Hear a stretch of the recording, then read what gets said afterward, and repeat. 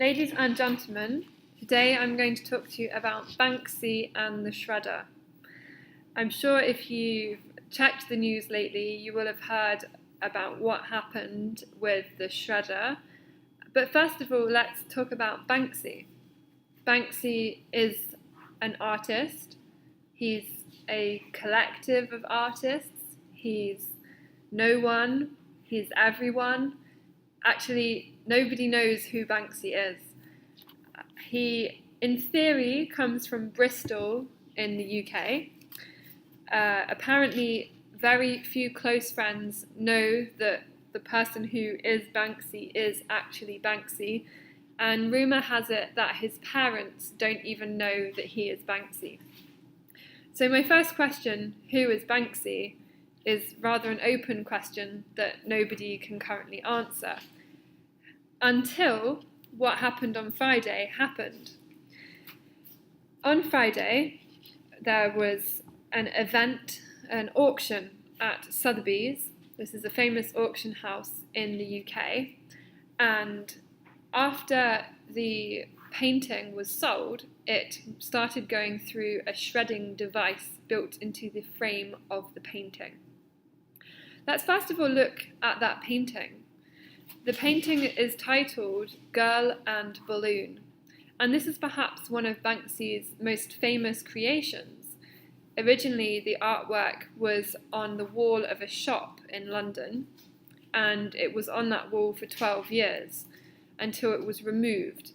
And when it was removed, it was sold for quite a large sum of money. But obviously, you cannot shred a piece of a wall. So the painting that was shredded was a copy also made by Banksy.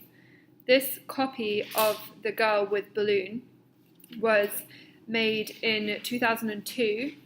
It was sold to an unknown buyer who then sold it and put it up for auction at Sotheby's. In the auction, the painting was sold for around £1 million, and when the auctioneer said going, gone, and sold the painting, it started whirring. You could hear this noise, and the painting fell through the frame, which had a shredder built into it.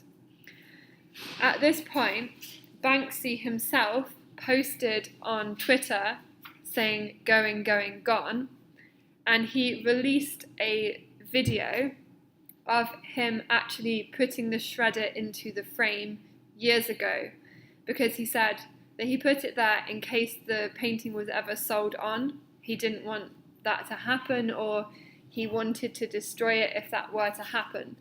So he had a remote controlled device to activate the shredder at the moment that it was sold.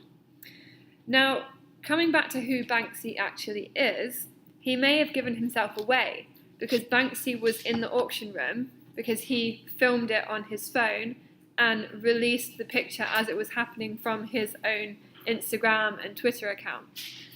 So the auctioneers and Sotheby's auction house have footage of the auction room, so they have footage of the person taking a photo at the right point, not just afterwards when there was all the shock about the painting being shredded. So we think we may have found Banksy simply through his own destruction of his own art. Time will tell, because perhaps his identity shouldn't be revealed. After all, that is the beauty of Banksy. Now, the fact that he shredded his painting actually, ironically, means that it has now doubled in value. So his painting is now worth around £2 million, even though it's shredded into tiny little strips. The fact that he shredded this painting actually shows that he really is a performance artist.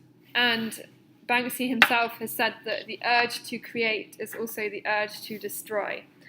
But perhaps it's just a slap in the face to all of us who put value on these types of objects, because after all, he did once auction off a painting where it said, "You idiots will just buy any old," and then a swear word, which I'm sure you can fill in the gaps.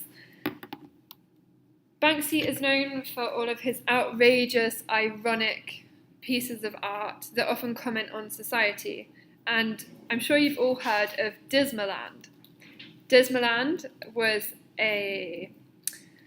how can I say it? It was a theme park, a family theme park not suitable for children, that opened in Weston-super-Mare in 2015. Dismaland was open for a grand total of 36 days, and you could visit a large number of very interesting rides, if we can call them rides. And I suggest that if you haven't heard of Dismaland, you check it out. And as we're in Paris, you can also go visit one of the Banksys in Paris I saw recently, which is very close to the Sorbonne. Thank you.